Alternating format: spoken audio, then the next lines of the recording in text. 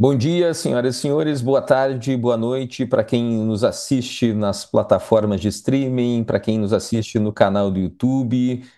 Esta é mais uma edição do podcast da UBA, as Quartas Ambientais, que está não só no canal do YouTube da UBA como um videocast, mas também no Spotify como podcast. Então vocês têm a oportunidade de assistir, de ouvir todos os nossos episódios que tratam de temas ambientais muito importantes da nosso dia a dia, da nossa advocacia ambiental. E nessa edição nós vamos tratar de um tema que talvez na advocacia a gente não esteja tão familiarizado assim, né? Porque o nosso dia a dia da advocacia ambiental trata de licenciamento, trata de fiscalização, os assuntos mais atuais, mercado de carbono, pagamento por serviços ambientais, mas poucas vezes ou pouco tem se tratado da biodiversidade brasileira. E é o tema que a gente vai tratar hoje com as nossas convidadas, advogadas associadas da UBA, a Bianca Begossi, que é mestranda em Política Científica e Tecnológica pela Unicamp, especialista em Direito Ambiental e Gestão Estratégica pela PUC, e a Eveline Oliveira Fonseca, que é advogada, mestre em Direito Político e Econômico pela Universidade Mackenzie e pós-graduada em Direito Civil e Processo Civil pela Escola Paulista de Direito. Vamos falar um pouquinho sobre a biodiversidade brasileira e a regulação da biodiversidade no Brasil, especialmente tratando da Lei 3.123 de 2015. Senhoras e senhores, muito bem-vindo. Meninas, todas as meninas, a Cris, Bianca e a Eveline, sejam muito bem-vindas. Muito obrigado por terem aceito esse nosso convite. E, Cris, passo a palavra para ti para dar uma abordagem inicial do tema, por favor. Obrigado. Olá a todos, bem-vindos ao nosso podcast, videocast, Cortes Ambientais da UBA. Obrigada, Bianca e Eveline, por estarem aqui com a gente, terem aceito o nosso convite. E realmente o tema é bem peculiar, né, para a gente do grande mundo do ambiental, é falar um pouquinho sobre a regulação da biodiversidade brasileira.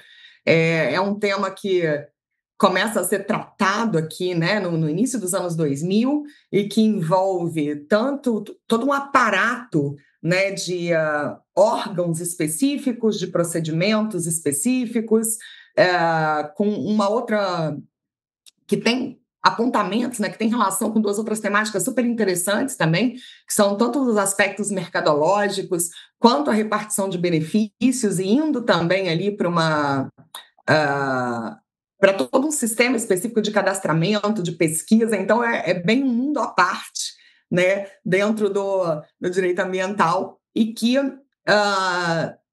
tem uma relação muito forte, né, como a gente já comentou, com os aspectos regulatórios, trazendo essa nuance para o direito ambiental. Então, meninas, eu queria, acho que os nossos convidados também, né, que vão estar aqui, os nossos ouvintes, acho que eles querem.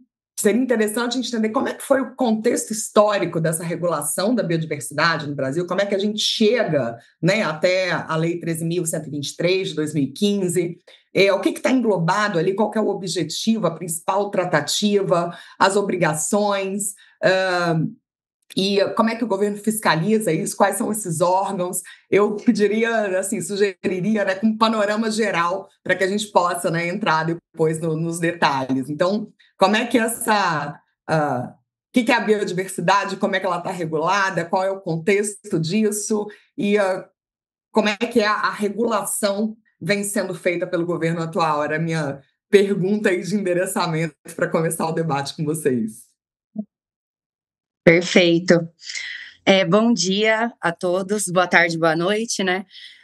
Muito obrigada, primeiro, pelo convite, gente. É muito bom estar aqui e contar um pouquinho para vocês sobre o que é a biodiversidade e o contexto histórico de como tudo isso surgiu, como a regulação surgiu.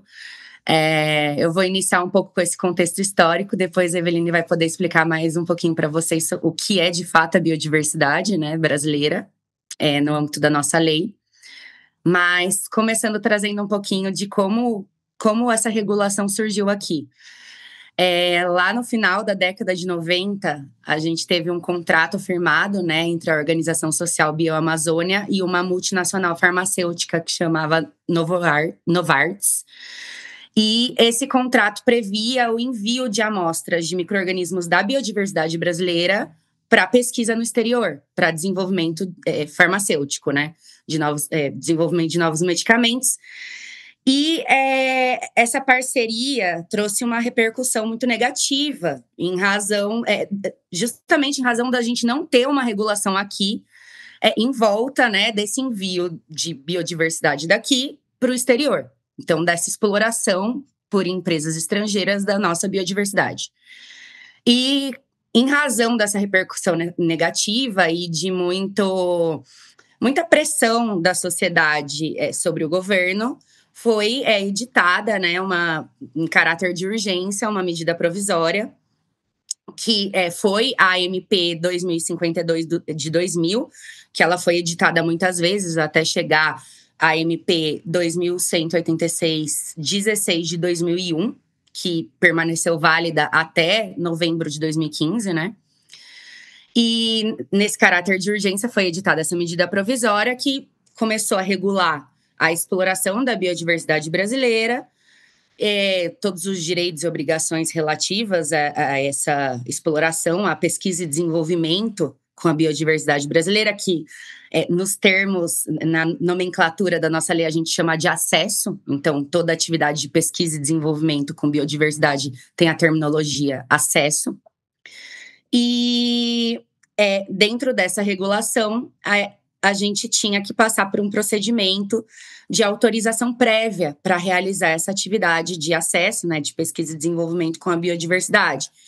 E nessa regulação também foi criado o Conselho de Gestão de Patrimônio Genético, que é o CGEM, e para eu conseguir executar qualquer atividade de pesquisa e desenvolvimento, de acesso com patrimônio genético brasileiro ou conhecimento tradicional associado a esse patrimônio, eu tinha que pedir uma autorização para o CGEM. E isso era um processo demorado, né? Então, a gente demorava, às vezes, 6 meses até 1 ano para conseguir uma autorização, ou até mais.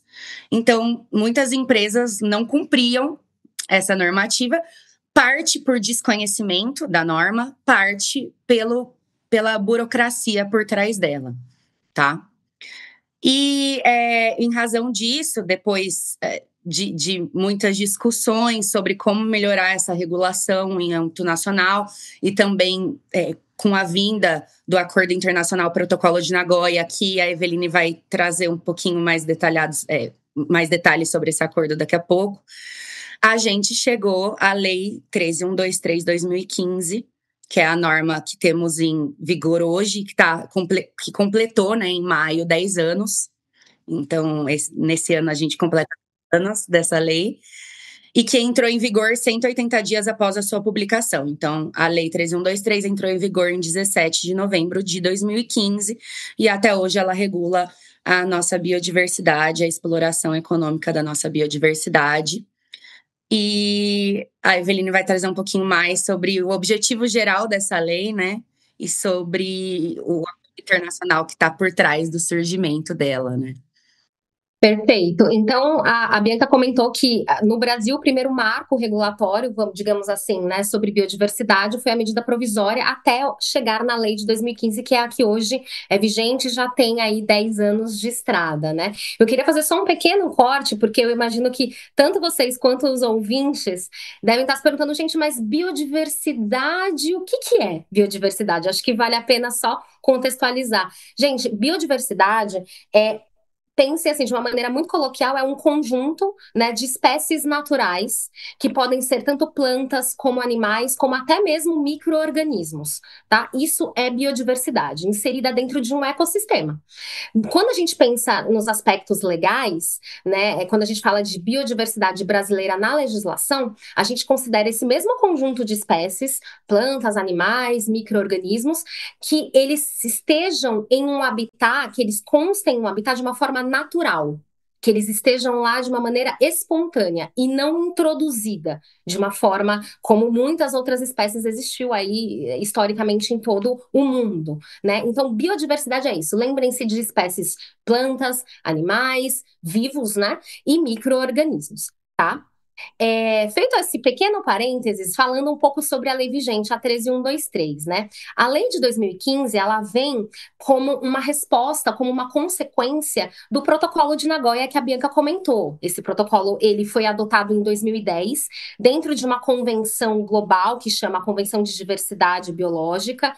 Hoje, essa convenção ela tem uma adesão, aliás, o protocolo, né, de Nagoya, que foi adotado no contexto da convenção, ela já tem adesão de mais de 140 países, precisamente 142. O Brasil é um deles, né, um desses. O Brasil ele aderiu ao protocolo em 2011, né? E a lei de 2015, ela vem aí como não uma resposta, mas uma consequência de alinhamento, né, a todo esse movimento que busca tanto regular as atividades que envolvem patrimônio genético, envolve biodiversidade, todas as atividades que geram uma consequência de repartição de benefícios, a gente vai falar daqui a pouquinho o que é repartição, né?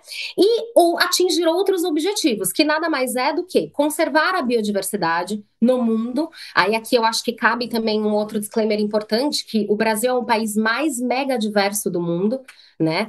Com proporções continentais, a gente sabe disso, né? Então a biodiversidade para o Brasil é não só uma plataforma de projeção no mercado, como de necessidade regulatória, né? Por ser mega diverso, é muito importante que nós tenhamos leis com controles sempre em aperfeiçoamento, com travas, né? Com todo um aspecto regulatório bem redondo e sempre em aperfeiçoamento, né?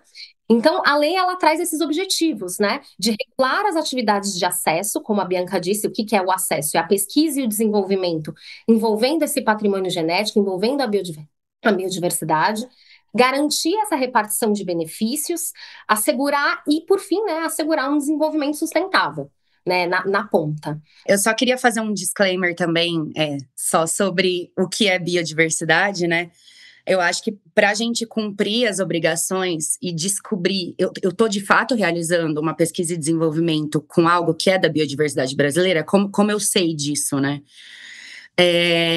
Antes de tudo, eu tenho algumas coisas que eu posso consultar. Eu não tenho uma lista oficial hoje para saber, essa espécie é da biodiversidade, mas eu tenho algumas plataformas de alta confiabilidade que eu consigo consultar para ver se a espécie que eu estou utilizando é ou não da biodiversidade. Então, eu tenho o Reflora, que é um sistema do Jardim Botânico do Rio de Janeiro, eu tenho o sistema do Jardim Botânico do Reino Unido, eu tenho uma lista negativa do Ministério da Agricultura, que traz algumas espécies que eles indicam que não são da biodiversidade, que são espécies introduzidas. Então, se eu estou usando uma espécie que está naquela lista, eu consigo ter uma tranquilidade para fazer pesquisa e desenvolvimento com ela, porque é uma espécie exótica. Aí eu entro no âmbito de outras obrigações que não a brasileira, de obrigações de legislações estrangeiras, né? Mas sabendo que eu estou com uma espécie, que eu estou realizando pesquisa e desenvolvimento com uma espécie que é nativa do Brasil, com base em consulta a esses bancos de dados, e às vezes mesmo por meio de uma declaração do meu fornecedor, em que ele está indicando que aquela espécie em que ele está me fornecendo é brasileira, eu tenho algumas obrigações a cumprir. Então, hoje, nós temos que fazer um cadastro de acesso no CIGEM. Então, ao contrário da MP, que exigia uma autorização prévia, hoje eu tenho um caminho facilitado, que é por meio do Sistema Nacional de Gestão do Patrimônio Genético e do Conhecimento Tradicional Associado, que nós chamamos de CIGEM. Por meio desse sistema, eu declaro que eu estou realizando uma atividade de pesquisa e desenvolvimento. Então, eu passei de uma necessidade de autorização prévia para um sistema de autodeclaração, né? Que é, sim, fiscalizado. Depois a Eveline vai entrar nesse âmbito, mas que é controlado pelo Ministério do Meio Ambiente. Mas, então, eu tenho que realizar esse cadastro de acesso no CIGEM. E esse cadastro de acesso não precisa necessariamente ser realizado antes de eu começar a minha atividade de pesquisa e desenvolvimento. Então, eu posso ir a campo, coletar uma espécie de planta e começar a estudar essa espécie para ver se ela tem algum atributo ali que vai agregar para o desenvolvimento de um produto. Então, eu começo a analisar uma planta para ver se ela vai, por exemplo, ter algum atributo para hidratação de cabelo, para eu desenvolver um produto cosmético. Eu posso... Bianca, isso para qualquer produto ou para qualquer espécie, podemos dizer assim, quando tu faz esse cadastro, tu está buscando um produto novo, né? Ou não, produto não, tu está buscando em cima de uma espécie que não foi desenvolvida ainda, ou esse tipo de situação também envolve, por exemplo, espécimes que já foram conhecidas ou que são mais comuns, podemos dizer assim, mas que não estão sendo desenvolvidos determinados produtos, porque eu acho que muito do método científico acontece por tentativa e erro, né? E aí tu tá de repente desenvolvendo um produto e aquele produto, né, gera uma nova funcionalidade que não estava prevista, né? Podemos dizer assim.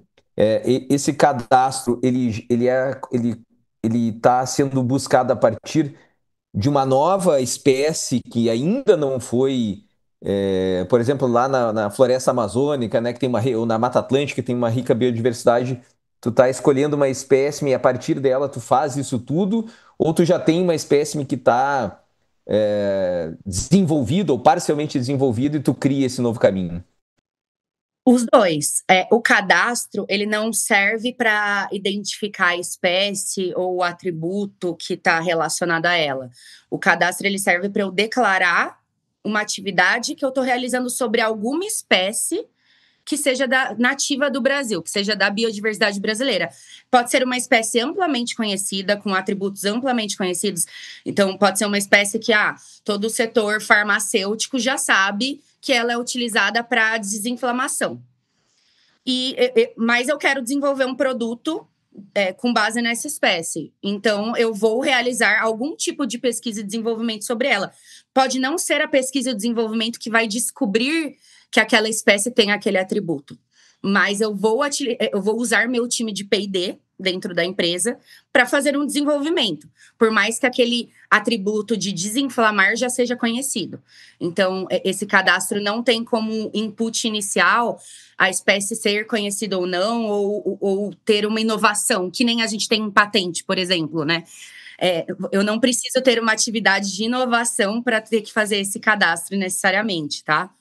Bi, se você me permite só um complemento, Alexandre e Cristiane, o Sisgem, que é esse sistema de cadastros, ele nada mais é do que essa plataforma eletrônica de controle de acessos, e é feito de uma maneira autodeclaratória. Então, o objetivo da plataforma não é ter um controle de inovações, que aí entra muito mais na seara do INPI, de patenteamento, né? Mas é uma plataforma de controle de acessos da biodiversidade em todas as suas perspectivas, seja só para uma pesquisa que pode não gerar nenhum tipo de produto, mas a simples pesquisa acadêmica, né? E pense que é uma plataforma que não é só utilizada por empresas que fabricam produtos, mas por universidades, né? Pesquisadores acadêmicos, né? Tudo no sentido de compilar dentro de um ambiente eletrônico todos os acessos, leia-se, pesquisa e desenvolvimento, envolvendo a biodiversidade brasileira, seja de uma forma inovadora, seja de uma forma comum, né, do dia a dia, já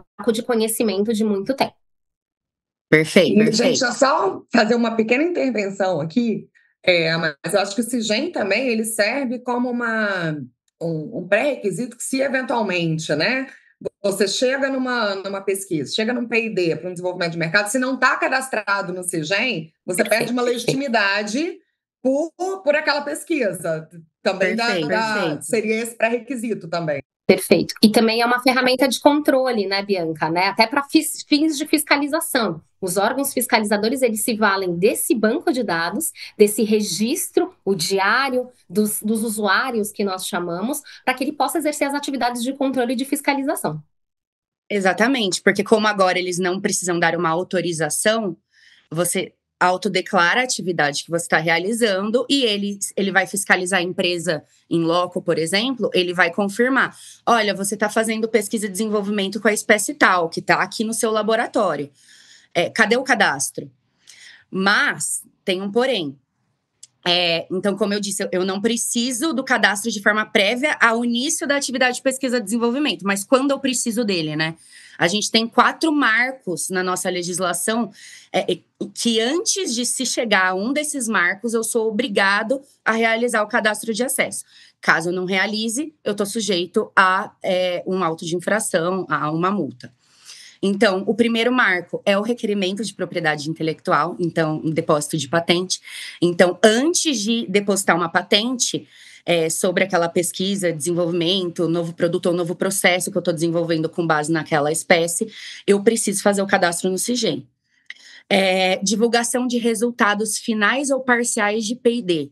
O que é isso, né? Então, antes de eu publicar um artigo científico, seja no meio acadêmico ou seja por meio da empresa, antes de eu fazer uma palestra sobre um resultado de P&D sobre aquela espécie, ou até mesmo um post no Instagram, tá, gente? Isso está englobado dentro desse conceito abrangente de divulgação de resultados finais ou parciais de P&D. Antes de qualquer tipo de divulgação, eu preciso fazer o cadastro de acesso. Antes de realizar uma remessa de amostras ao exterior, então, antes, se eu vou pegar uma amostra dessa espécie e mandar lá para o exterior, para uma parceira minha, uma universidade estrangeira que está realizando a pesquisa junto comigo, realizar a pesquisa e desenvolvimento sobre essa amostra, eu preciso fazer o cadastro no CIGEM e também um cadastro de remessa, que é um cadastro distinto no sistema. E antes de comercializar um produto intermediário. Então, caso eu não tenha chegado a nenhum desses 3 marcos antes, então não fiz depósito de patente, não divulguei resultado, não mandei para o exterior, mas eu já cheguei, já consegui desenvolver um produto, antes de eu comercializar esse produto, eu preciso ter o cadastro no CIGEM. Então, esses são os 4 marcos que nossa legislação exige o cadastro prévio. E, além disso, não sei se vocês têm alguma pergunta sobre o tema, mas além dessa obrigação de cadastro, eu também tenho a obrigação de notificar produtos acabados, tá? E no CIGEM, é um cadastro de notificação, não é um cadastro de acesso. São tipos de cadastros distintos. E o que é o produto acabado, né? A gente tem esse conceito na nossa legislação de biodiversidade. O produto acabado, ele não é só um produto final. Além disso, né?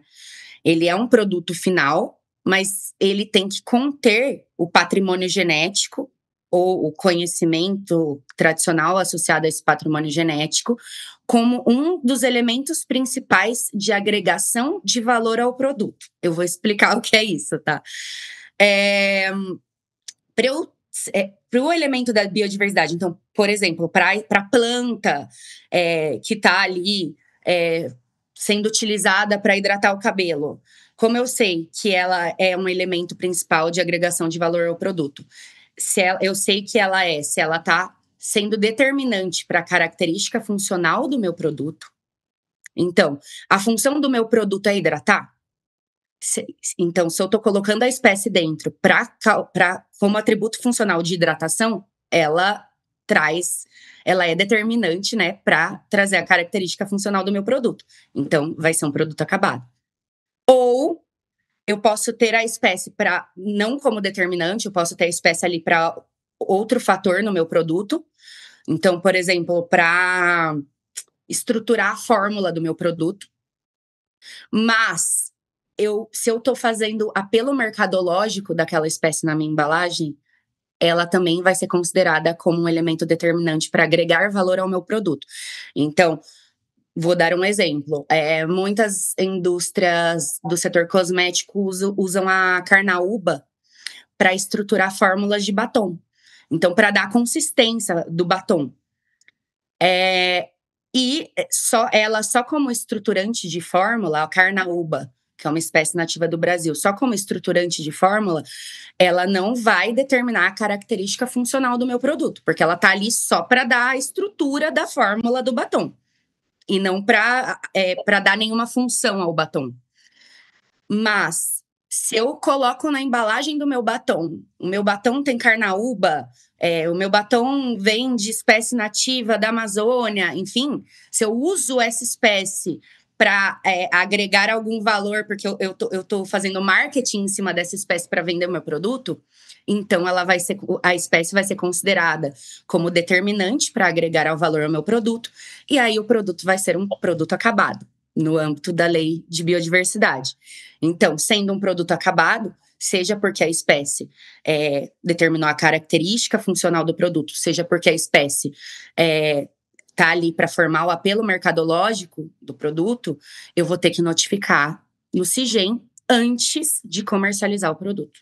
O cadastro me parece que é um universo muito, digamos assim, amplo, né? Podemos dizer assim, da possibilidade ou da necessidade das empresas interessadas em registrar o acesso, né, na pesquisa de determinada espécime. Amplo no sentido de que deve existir, não sei se existe um dado, provavelmente existe, ou não sei se vocês têm essa informação, de quantas pesquisas estão ocorrendo nesse momento de determinados produtos. Ou seja, eu vendo de fora, assim, não tendo familiaridade com o tema, parece que deve ter milhares de produtos, né, nesse momento sendo pesquisados, né? E aí fazendo uma relação, né, aproveitando para uma área que é mais afim ao meu dia a dia e que vocês comentaram que passando por um processo que é um processo declaratório, autodeclaratório das empresas que fazem esse tipo de informação, e eu fazendo esse link, por exemplo, com uma licença declaratória, né, de adesão e compromisso, onde o processo de fiscalização ele é feito por amostragem. Como é que funciona esse link aí da fiscalização? Porque se tu tem, vai lá, milhares de cadastros, né, com acesso sendo feito com determinados produtos, é impossível que os órgãos de controle consigam fazer a fiscalização de cada produto individualmente, e eles vão ter que ter algum parâmetro, alguma rotina de fiscalização para ir mapear, ó, esse, aquele e tudo mais. Como é que funciona isso? Então, Alexandre, quando a gente fala de fiscalização dessas atividades a partir desse banco de dados do Cisgen, que é o banco que fica, oficial do governo federal, né? Que é utilizado como uma ferramenta que possibilita, é o material de fiscalização, né? Eu acho que é importante deixar claro que quando a gente fala de fiscalização, existem previstos em lei 3 órgãos que podem fiscalizar essas atividades de acesso, as atividades dos usuários de biodiversidade brasileira. Lembrando que não são apenas pessoas jurídicas, empresas, né? Mas também universidades, né? Mas claro, na sua grande maioria, as atividades de fiscalização, elas se debruçam em cima de empresas, né, que comercializam produtos oriundos da biodiversidade brasileira. Então, os 3 órgãos que a lei prevê que podem fiscalizar essas atividades é o IBAMA, o Comando da Marinha no âmbito de biodiversidade marinha, então se há uma coleta de alga dentro de uma plataforma continental brasileira, o Comando da Marinha pode fiscalizar, então é bem restrita a competência dela, e o MAPA no âmbito da utilização do patrimônio genético nas atividades agrícolas. Então a lei ela possibilita esses 3 órgãos fiscalizar. Na prática, quem fiscaliza e quem está fiscalizando? O IBAMA. Então, quando a gente começa a funilar, né, nas atividades práticas, respondendo um pouco à tua pergunta, como que o IBAMA se organiza para fiscalizar? Justamente pelo que você falou. Imagina que o CIGEM tenha milhares de cadastros e registros por inúmeras empresas de inúmeros setores. Existem alguns critérios e as operações de fiscalização, elas vão dando o tom. Eu vou te dar exemplo de 2 operações. A primeira foi a operação do IBAMA que se chama Novos Rumos, que é uma operação de fiscalização que ocorreu em 2010, a primeira fase. A segunda fase foi em 2011. Essa fiscalização, ela fecha um pouco, ela se volta um pouco para o tipo de mercado. Então, empresas do ramo de cosméticos, por exemplo, foram os alvos maiores a serem fiscalizadas. quê? Porque existe um número considerável de acessos e de produtos registrados e que deveria haver uma repartição de benefício, de pagamento, dentro do âmbito da lei, né? Essa foi uma primeira operação que teve uma grande proporção, né? Uma grande visibilidade aí na mídia. Para vocês terem informação de dados, né? Essa operação, ela teve uma aplicação de mais de 200 milhões de reais em multas aplicadas, né? Dentro desse período de fiscalização. Essa operação, ela não está mais em curso. Hoje a gente já tem uma outra operação do IBAMA em vigor, que é a Operação Terra Brasilis.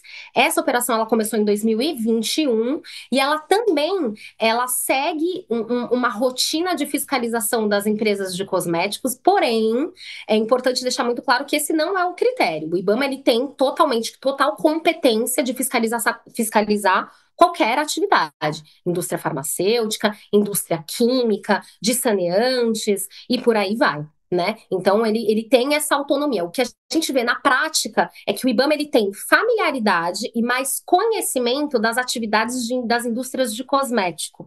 Então, ele sabe, quando ele chega dentro de uma planta industrial, ele sabe aonde ele vai, o que ele vai perguntar, o que ele vai pedir, né? Mas, de novo, é importante deixar claro que isso não significa que ele não esteja autorizado a fiscalizar outras atividades. É o que a gente fala, inclusive, em treinamentos que nós, né, costumamos dar para alguns clientes.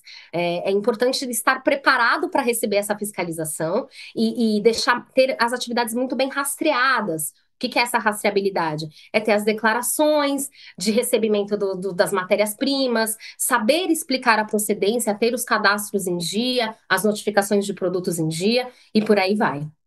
Acho que eu respondi tua pergunta, talvez. Deixa eu porque assim, né, a gente quando está fazendo, auxiliando, né, orientando a empresa, que, no sentido da preparação para a fiscalização, especialmente na área ambiental, a gente tem muito cuidado, porque o universo de tu encontrar uma atividade irregular dentro de um funcionamento da empresa, ele é absurdo, né?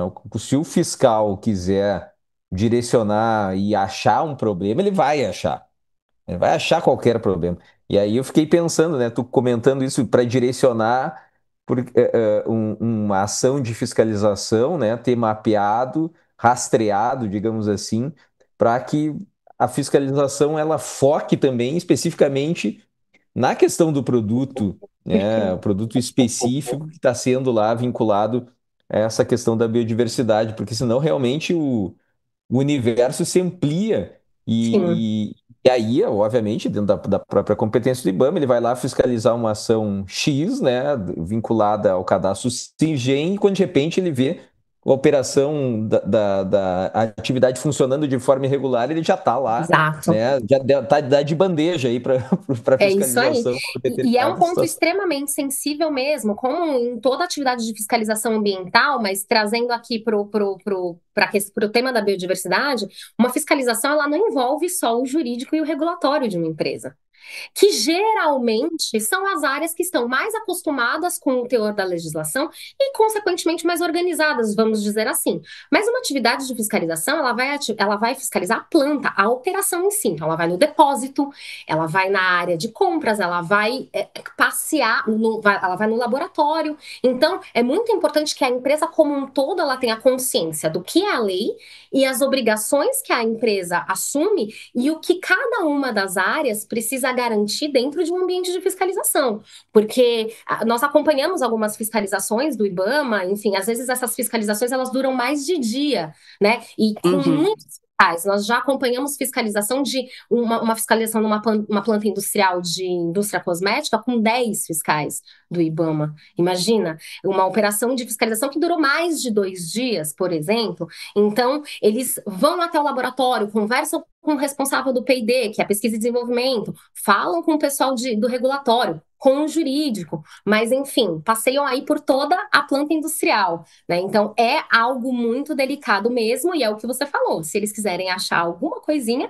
eles podem achar, né? Então é importante que as empresas estejam preparadas e bem atualizadas com esse movimento da fiscalização do IBAMA. E sendo o tema de biodiversidade algo muito latente, né? A gente sabe que a COP30 tá esse ano, enfim, o assunto está muito enfim, com holofotes, é muito importante que as empresas elas estejam atentas a esse tipo de atividade de fiscalização. Só queria complementar um pouquinho o que a Eveline trouxe. Essa operação do IBAMA, normalmente, quando a gente tem a fiscalização no âmbito da lei de biodiversidade, por trazer nuances muito específicas e que não é o IBAMA inteiro que está treinado e que sabe fiscalizar o cumprimento dessa lei, normalmente, quando a gente tem fiscalizações, elas são muito focadas em biodiversidade. Então, eu também acho que, apesar de existir esse risco de também ver outras operações da planta, óbvio, se o IBAMA vai a uma empresa fiscalizar a biodiversidade e tiver algo claramente irregular em outro âmbito, é óbvio que ele vai se atentar a isso, mas normalmente eles são muito focados em biodiversidade. E só trazendo também uma questão, o IBAMA ele já está treinando o Ministério da Agricultura, tá? Ele já está treinando o MAPA para fiscalizar também. Então, apesar de hoje, na prática, o IBAMA ser o órgão que de fato fiscaliza, o MAPA já está se preparando para começar as fiscalizações das atividades agro no que diz respeito à biodiversidade. Meninas, eu já estou com outra pergunta na pauta, mas eu vou atravessar minha pauta, né, e fazer outra antes. Acho que vocês colocaram muito bem assim, o direcionamento, né, muito para as indústrias, principalmente cosméticos e tal, mas a gente já viu, eu pelo menos assim, me surpreendi muito quando eu vi um auto de infração do IBAMA para o Jardim Botânico do Rio de Janeiro, recente, né, por uma relação em relação ao cadastramento de pesquisa. Então, assim, ele também funciona com instituições de pesquisa, que aí eu imagino, né, que pelo que vocês colocaram, deve ter sido alguma divulgação, né, de artigo, alguma coisa nesse sentido. Perfeito. Mas ele também existe já, assim, eu já vi, né? Ou a gente já teve contato com essa situação. E aí, voltando aqui na fiscalização, como vocês falaram, que ela é uma fiscalização muito objetivada e muito direcionada, né, para a questão da biodiversidade, eu queria entender como é que são as penalidades, porque a gente está acostumado nas fiscalizações com multa, sanção de embargo, né, enfim, aquelas outras questões, mas eu imagino que aqui, pela peculiaridade, pela questão mercadológica, também possa ter algumas penalidades específicas. Eu queria que vocês falassem um pouquinho das penalidades em relação à lei de biodiversidade. Perfeito. Assim como no direito ambiental, as penalidades elas são sempre muito severas, né? E quando a gente fala nos aspectos econômicos, não poderia ser diferente. Então, se na época da vigência da medida provisória, tinha penalidades que começavam com R$10.000, a lei agora vigente, a de 2015, ela já começa com um piso, digamos assim, de R$20.000, a infração em termos de multa, né? Quando a gente fala em multa, no mínimo de R$20.000, mas que pode chegar até 10 milhões. Então, vamos para um universo de 20 mil a 10 milhões. E também é importante deixar claro, assim como em toda a legislação, que cada infração ela tem um valor específico, né? Então, esse piso de 20 mil a 10 milhões, ela pode ser aplicada em casos de irregularidades de remessas de amostras que contenham biodiversidade para o exterior, a Bianca comentou, né? Que se você uma indústria brasileira, ela vai remeter uma amostra que tenha biodiversidade brasileira para uma pesquisa, para complementar a pesquisa dela no exterior, ela tem que fazer um cadastro. Se ela não fez, isso, à luz da legislação, é uma infração, que pode gerar uma multa que vai variar de 20 a 10 milhões. Quais são os critérios? Os mesmos que no direito a gente já está habituado. Reincidência, a gravidade, enfim, a repercussão. Então, são esses critérios que fica aí a total discricionariedade da autoridade fiscalizadora, né? Pensando aqui na prática no IBAMA. Mas também tem outras multas que variam de 50 mil a 500 mil. Vou dar no caso de uma inexistência de cadastro prévio a uma divulgação de resultado. A Bianca falou muito bem que essa divulgação de resultado é algo que pode passar desapercebido nas atividades das empresas, no marketing das empresas. Post no Instagram, divulgação em congresso, painéis, publicação de pôster em congresso. Gente, isso tudo é divulgação de resultado. parcial e final, independentemente da etapa de pesquisa sobre aquele patrimônio genético, sobre a biodiversidade brasileira, isso tem que ter um cadastro prévio. E a ausência desse cadastro está sujeita à aplicação de multa, que pode chegar até R$ 500 mil. Isso também, pontos que influenciam também, além da reincidência, da gravidade, da repercussão, o porte da empresa, obviamente. Então, isso tudo, essa lógica, ela é muito parecida com outros regulamentos de direito ambiental, né? Essas atenuantes, agravantes, mas é importante deixar bem claro que sim, né? Os valores de multas chegam a patamares muito altos. E uma informação importante, as multas, elas são cumulativas. Ou seja, se dentro de uma atividade de fiscalização foi identificado que não teve cadastro por uma remessa, não teve cadastro porque prévio a um pedido de propriedade de patente, não teve cadastro por prévio a uma divulgação de resultado, tudo isso vai sendo acumulado, somado. São tipificações distintas, né? Exatamente, Sim. porque são tipificações distintas. Então é importante deixar isso muito claro, que 10 milhões é o limite? Não necessariamente, porque Não. elas podem ser acumuladas, né? E tá aí a importância também, como a Eveline antes trouxe, de você ter uma interação entre áreas que nem sempre nas fiscalizações tradicionais do direito ambiental a gente se preocupa, como a área de marketing e a área de P&D. Se a área de marketing e P&D não estão em comunicação, eu posso divulgar algo antes de um cadastro, sem ter um cadastro, né, prévio, e isso culminar numa infração. Então, é algo que a gente não está habituado a orientar normalmente os clientes. O marketing tem que estar em contato com o P&D, com o regulatório, com o jurídico, mas no âmbito da biodiversidade, todas essas áreas têm que estar ali juntas na fiscalização e no dia a dia para que nenhuma infração seja cometida.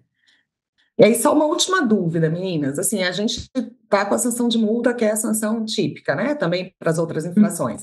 Mas, considerando os aspectos mercadológicos, ainda tem alguma repercussão? Por exemplo, se eu comecei a divulgar um produto e eu não tinha o cadastro.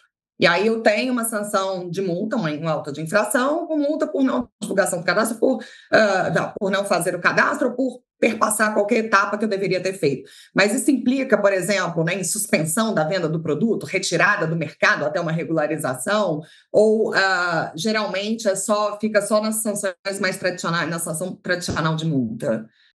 Acho que na prática... Pode falar, Bi, não sei se... Pode implicar na letra da lei, mas na prática a gente não vê. A gente vê mais a multa mesmo, A multa como a penalidade aplicada. mais aplicada. Mas na lei, sim, você pode suspender a atividade, a venda do produto, é possível, tá? Da mesma forma que a advertência também, ela pode ser utilizada e a gente vê isso sendo muito pouco aplicado, né? Geralmente, isso já vai para um ambiente de aplicação de multa, enfim, lavratura de auto de infração, aplicação de multa e discussão aí na seara administrativa. E, gente, aqui a pergunta que eu tô querendo fazer desde o início. Desculpa, Alexandre, eu nem perguntei se você queria falar, mas já tô aqui. Repartição de benefício, acesso a conhecimento, né, tradicional. E como é que a gente identifica isso na prática? Como é que a gente coloca isso no sistema? Como é que a gente pactua, né, essa repartição de benefícios? Que, assim, para mim, talvez, nesse aspecto de biodiversidade, talvez seja mais subjetivo, né? É o mais difícil de dimensionar ou de mensurar ou de traduzir isso para dentro de um procedimento, para dentro de uma pactuação.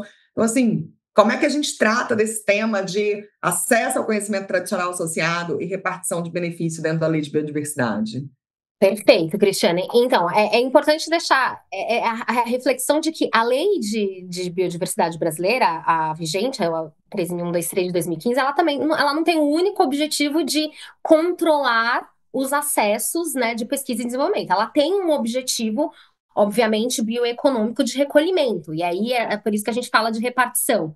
A lógica, o mecanismo de repartição de benefícios, e aí eu acho que também vale a pena deixar claro que essa lógica de repartição, ela não é uma obrigatoriedade exclusivamente do Brasil, ela é uma lógica global. Lembra que a gente falou de protocolo de Nagoya, de convenção de biodiversidade, de diversidade biológica, desculpa. Então, essa lógica de repartição e o olhar para garantir uma repartição equitativa, reprodutiva justa é uma lógica global, né? Então, todos os países que têm legislação de biodiversidade também olham não só para o acesso, mas como para a repartição. No Brasil, existe um mecanismo de cobrança de repartição de benefício, ele se divide em setores. Então, o setor agrícola, ele tem uma lógica de cobrança, né, que é um percentual de repartição de benefício no primeiro elo da cadeia, que a gente fala que é quem comercializou o material reprodutivo, por exemplo, o vendedor da muda, o vendedor das sementes. Então, no agro, esse pagamento ele recai no primeiro elo da cadeia, de toda a cadeia produtiva. E os outros setores, como indústria farmacêutica, eu estou sendo bem coloquial porque, enfim, estamos num ambiente bem descontraído, mas outros setores como indústria farmacêutica, indústria química, indústria de cosméticos, já recai o pagamento da repartição de benefícios no último elo, de quem comercializa o produto acabado. Lembra que a Bianca trouxe o conceito de o que é produto acabado, como que funciona. Então, o pagamento já é no último elo da cadeia. E aí é por isso que é importante a notificação do produto dentro do Sisgem. Esses produtos eles vão ser notificados, é informada a receita que é auferida por produto durante o ano fiscal, né? Então, determinado produto acabado, vou pegar vamos pensar num cosmético ou num medicamento. Aquele produto acabado, ele continha a biodiversidade brasileira. À luz da legislação, é um produto acabado porque a espécie, ela é determinante para as características funcionais do produto. Por exemplo, tinha apelo mercadológico, foi explorado o nome daquela espécie no rótulo, na embalagem. Então, ele, inequivocadamente, é um produto acabado. A obrigação de recolher é em cima da receita líquida daquele produto durante o ano fiscal, né? E aí a notificação do produto, ela se vale nesse sentido, ela é importante nesse sentido. A repartição de benefício, além de ter essa divisão por setor, ela também tem a modalidade. Como o usuário, como o contribuinte, em outras palavras, não é o termo técnico, mas como o usuário, o responsável por pagar, ele pode fazer, ele pode repartir os benefícios de duas formas. Da forma monetária, que nada mais é pagar em espécie, mediante o pagamento de um boleto que é gerado antigamente pelo BNDES e agora pelo Banco do Brasil, houve uma mudança da entidade bancária, ou mediante uma repartição de benefícios não monetária. E aí entra a parte bonita da lei, eu falo bonita no sentido de atingir o objetivo da lei propriamente dito, que é mediante criação de projetos, né, que a gente fala dos acordos de repartição de benefício. Então, se você não optar, o usuário escolhe, se ele não optar por pagar o boleto, pagar monetariamente aquela obrigação sobre os produtos, ele pode apresentar, submeter a apreciação do Ministério, do MMA, o Sesgem e o DPG, que são órgãos ali de gestão de governança, né? Um projeto onde ele vai destinar aquele valor que ele deve, relacionado àqueles produtos, para algum projeto voltado à preservação da biodiversidade e da sustentabilidade brasileira. Geralmente, esses projetos eles são feitos em parceria com entidades públicas, como o Jardim Botânico, voltados à preservação. Então, vou te dar um exemplo que a gente assessora no escritório, por exemplo, criamos projetos, nós assessoramos na criação desses projetos. A destinação dessa repartição, ela vai ser destinada ao Jardim Botânico para a criação de um banco de dados ou aperfeiçoamento de um banco de dados para a identificação taxonômica de diversas espécies brasileiras de uma determinada região. Ou para a criação de guias que é destinado para toda a sociedade, explicando a funcionalidade de determinadas espécies. Então, todo esse valor é destinado a esses projetos, né? Então, ou, por exemplo, doação de medicamentos para hospitais públicos, né? Doação de cosméticos, filtros solares para comunidades carentes ribeirinhas. São todas possibilidades de projetos vigentes que podem ser utilizados como uma forma de repartir o benefício.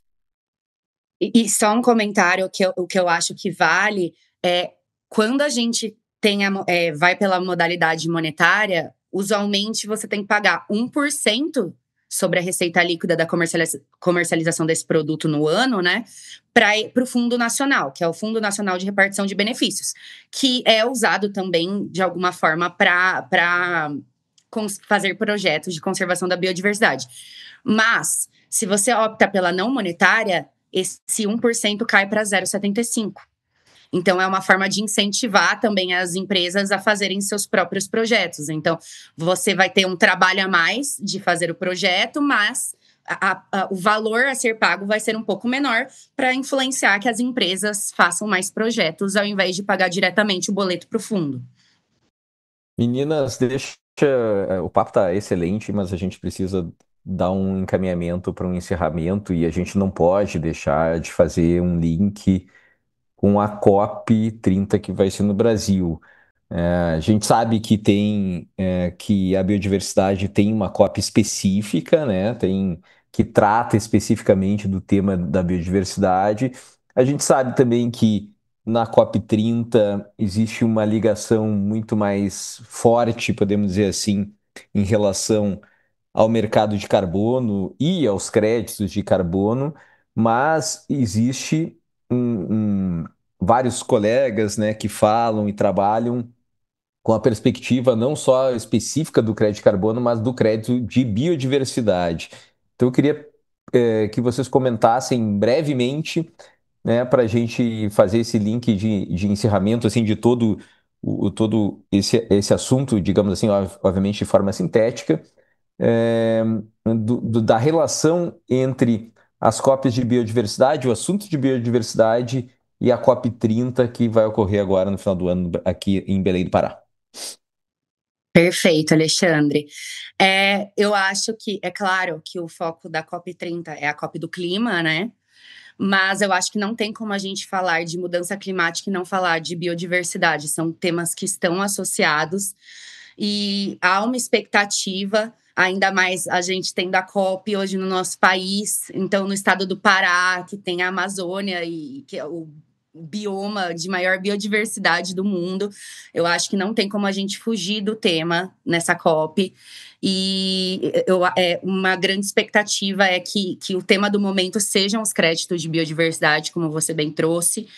Então, inclusive na última COP, na COP16, que foi a COP de biodiversidade, final do ano passado, a gente teve um painel de um side event em que eles trouxeram alguns dados sobre créditos de biodiversidade. Então, os créditos de biodiversidade eles estão no marco global de biodiversidade, eles estão na meta 19 desse marco.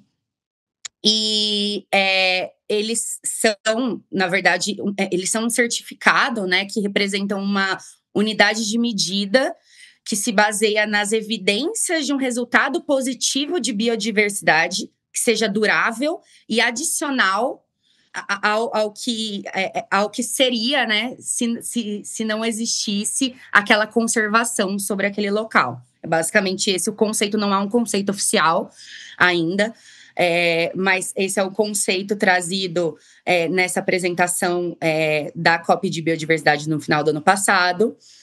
E hoje ainda os créditos de biodiversidade ainda estão numa situação muito embrionária, não só aqui no Brasil, mas como no mundo todo. Mas hoje a gente já tem 16 países, tá, que tem uma política de créditos de biodiversidade. Um deles é o Brasil a nível estadual. Então, a gente tem uma política no estado do Paraná, que foi lançada no final do ano passado na COP de Biodiversidade. E a expectativa é que projetos que gerem créditos de biodiversidade avancem e que esse tema seja mais debatido na COP e que as políticas sejam mais desenvolvidas em outros países e no mundo. E aqui no Brasil, quem sabe, a gente consiga trazer isso a nível estadual. Hoje em dia, a gente não tem muitos projetos, mas em março deste ano, foi lançado um projeto pelo Instituto Homem Pantaneiro, em parceria com a Aera e a Regen, que são outras duas empresas, no Mato Grosso do Sul. Então, a gente teve agora em março, no Brasil, a primeira emissão certificada de créditos de biodiversidade, o que é muito legal. E nela eles usam a onça pintada como a espécie indicadora de riqueza biológica, né, no Pantanal. Então, a gente não tem ainda uma métrica oficial de como eu vou calcular que a biodiversidade naquele pedaço de terra em que eu estou fazendo o meu projeto, ela está, de fato, sendo conservada e sendo e melhorando, né? Mas a métrica utilizada por esse projeto foi justamente a onça pintada, e essa métrica pode ser utilizada em outros locais com outras espécies coringa, vamos dizer assim, não com a onça, mas se eu for usar e fazer um projeto na Amazônia, eu uso uma outra espécie coringa que indique que, se aquela espécie está conservada, outras espécies ao redor dela, que estão abaixo dela na cadeia, também estão conservadas.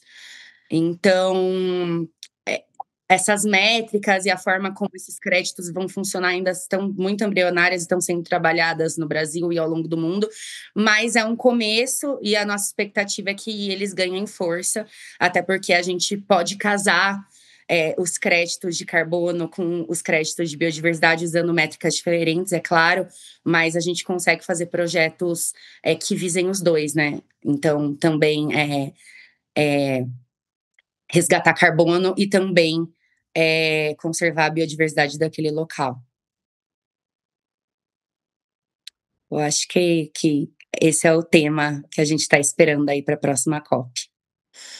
Sensacional, meninas. Eu estou aqui pensando, né? Imagino que os nossos ouvintes também, o universo regulatório, burocrático e mesmo, né, do ponto de vista material que existe por detrás da prateleira dos nossos cosméticos, dos nossos medicamentos. E a gente vê que, apesar dos 10 anos, né, de vigência da lei, é um assunto ainda de pouco conhecimento dos próprios usuários de biodiversidade. Às vezes eles não sabem que têm atividades reguladas, passíveis de fiscalização e de penalização.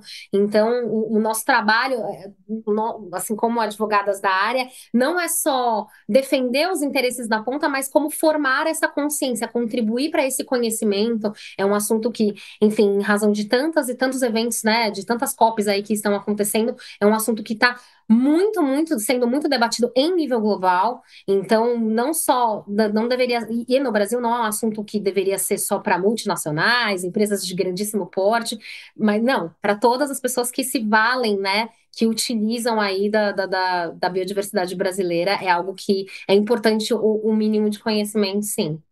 A gente incentiva bastante. E só uma última curiosidade, vamos dizer assim, para vocês verem a abrangência do tema. O álcool, quando ele vem da fermentação de um micro-organismo que é coletado no Brasil com a cana, ele é da biodiversidade, ele pode ser um produto oriundo da biodiversidade brasileira. Então, assim, isso não é de conhecimento de todas as empresas. Então, você está pondo um álcool no produto, e esse álcool vem da onde? Ele vem de um micro-organismo brasileiro? Se sim, ele estará sujeito à nossa legislação, entendeu? Fantástico, meninas. Muito bem, meninas. Acho que foi, ainda que desse tempo rápido, né, que a gente tem nesse podcast das quartas ambientais, pelo menos, e o objetivo também não é esgotar o assunto, mas trazer pelo menos alguns insights, né, alguma noção para quem está nos ouvindo, quem está nos assistindo, entender um pouquinho desses tantos assuntos que a gente trabalha no direito ambiental brasileiro, aqui com os profissionais que estão associados na UBA. E especialmente esses assuntos, né, que não são tão corriqueiros, as pessoas não estão tão familiarizadas com esse tema. É importante a gente dar uma noção geral aí por esse trabalho brilhante aí que vocês fazem, tratando da nossa biodiversidade, da biodiversidade brasileira. Agradeço demais a presença da Bianca e da Eveline nesse nosso podcast. Eu e a Cristiane nos despedimos não só de vocês, mas também de todas as pessoas que estão nos ouvindo, né, agradecendo demais a presença, a audiência de todo mundo e aguardando vocês num próximo episódio, tá bom? Perfeito, Meninas, Agostinho. Eu tenho só um obrigado. recadinho.